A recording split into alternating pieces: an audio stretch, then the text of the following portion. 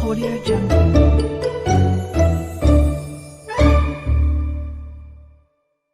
बहू, कल हम लोग ना बची कुची सब्जी खरीदेंगे, सस्ती पड़ेगी, जिससे हम लोग को और कमाई होगी। ऐसे भी इन लोगों को ताज़ा खिलाकर हमें कौन सा फायदा होगा।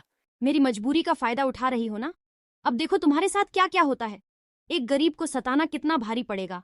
एक रोज चंदा बहू नीलम से कहती है, बहू, मैं क्या सोच रही थी कि क्यों ना हम गरीबों के लिए कुछ करें। वैसे भी हमारे घर का काम तो सुबह सुबह ही खत्म हो जाता है और हम दोनों पूरा दिन भर फ्री बैठी रहती है। ऐसे में हमारा मन भी तो नहीं लगता।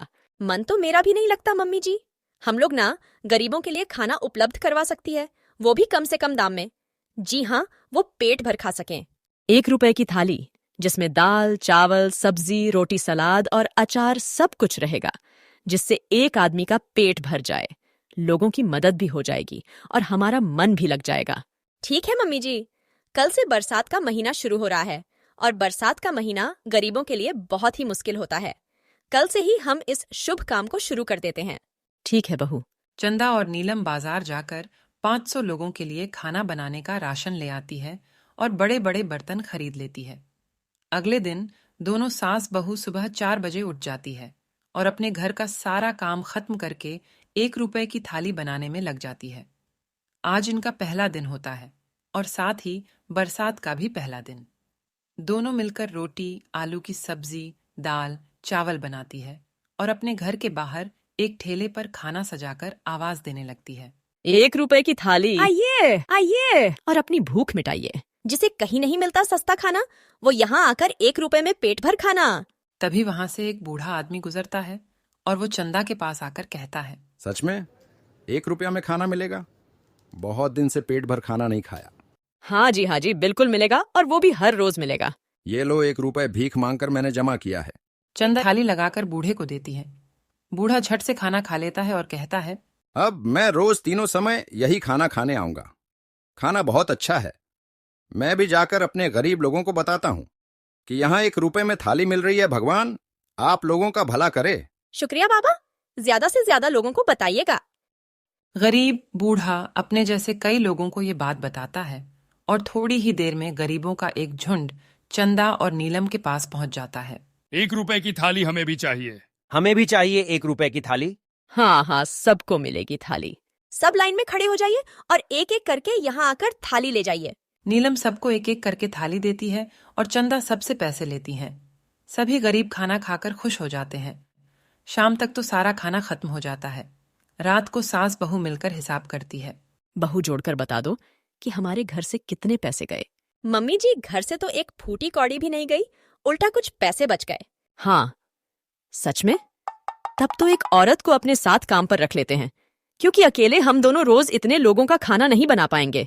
हाँ मम्मी जी, ये तो बहुत मेहनत का काम है। मैं तो एक ही दिन में इतना थक गई हूँ कि पूछिए मत। ठीक है, जो पैसे बचेंगे उसमें से काम वाले को पैसे दे देंगे। पुण्य का पुण्य, और घर से कुछ जाएगा भी नहीं।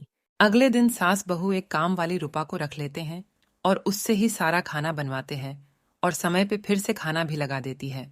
1 रुपए की थाली, आइए 1 रुपए में भरपेट खाना खाइए। चंदा की इतना कहने की देर थी कि गरीबों की लाइन लग जाती है। फिर नीलम सबको खाना देती है और चंदा पैसे काटती है। इस तरह दिन बीतने लगते हैं और एक महीना पूरा हो जाता है। महीना पूरा होने पर नीलम और चंदा हिसाब करती है। मम्मी जी, पूरे 10,000 रुपए बच गए हैं। 2,000 रुपए रूपा को दे देंगे, फिर भी 8,000 रुपए की गोटी कमाई हुई है। रूपा को 2,000 नहीं देना है, उसे तो ये 1,000 ही बहुत है। अरे वो 2,000 के जैसा किया ही क्या है? उस पे देखो, 1 महीने में 9,000 की बचत पर एक की थाली में अगर हम 2 रुपए कर दे तो डबल कमाई होने लगेगी ना। हाँ मम्मी जी, हम दोनों तो बिजनेस वोमेन बन जाएंगी और सबको दिखा देंगे कि हम भी किसी से कम नहीं है। दोनों सास बहू के मन में लालच आ जाता है। अगले दिन रूपा को चंदा 1,000 देती है।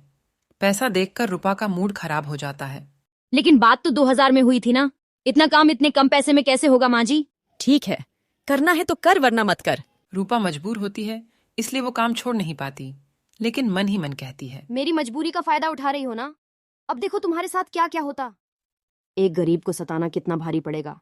इधर सास बहू एक थाली का दाम बढ़ाकर 2 रुपए कर देती है और रोज की तरह अपनी थाली लगाकर कहती है, ले लो, पेट भरने वाली थाली ले लो। इतना सुनते ही गरीबों का झुंड आ जाता है। तब नीलम कहती है, 2 रुपए में पेट भरने वाली थाली ले लो, एक बार में पेट भर के खाओ। सारे गरीब एक दूसरे की ओर देखने लगते हैं। उनके लिए तो 2 रुपए की कीमत भी बहुत ज्यादा थी। अचानक से डबल दाम दे पाना उनके लिए मुश्किल हो जाता है। तभी गरीब बूढ़ा कहता है, 2 रुपए अचानक से?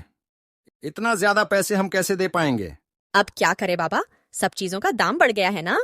हम तो अपने घर से दे रहे हैं। अब क्या करे, आपको लेना है तो ले लो, वरना चले जाओ।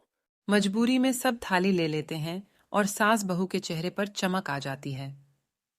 फिर रोज की तरह शाम तक खाना खत्म हो जाता है और शाम को चंदा कहती है, बहू, कल हम लोग ना बच्ची कुची सब्जी खरीदेंगे, सस्ती पड़ेगी, जिससे हम लोग को और कमाई होगी। ऐसे भी इन लोगों को ताजा खिलाकर हमें कौन सा फायदा होगा। देखा मम्मी जी, आज कैसे वह बूढ़ा दाम के लिए बहस कर रहा था। ठीक कहा आपने, थोड़ी गली सड़ी सी सब्जी हुई तो ये लोगों को क्या ही फर्क पड़ेगा। ऐसे भी ना ये लोग सड़क से चुन चुन कर खाते हैं, इन्हें कुछ नहीं होने वाला। अगले दिन सुबह सास बहू जाकर बची कुची सड़ी गली सब्जियां ले आती है और रूपा खाना बनाते हुए कहती हैं, इन दोनों ने तो हद ही कर दी। मदद के नाम पर ये लोग कितना गिरेंगे। इतने में नीलम आ जाती है और रूपा उससे कहती है, भाभी जी, छोटा मुंह बड़ी बात। आप बहुत काम करती है, तो जो कमाई होती है उसकी आपको 70% तो मिलने चाहिए ना। सारा दिमाग भी तो आपका रहता है। आपसे अच्छा बिजनेस कोई कर सकता है क्या? इतना तो हक बनता है आपका। हाँ, ठीक कह रही हो। मम्मी जी तो बैठे बैठे ऑर्डर करती रहती है और पैसे लेती है।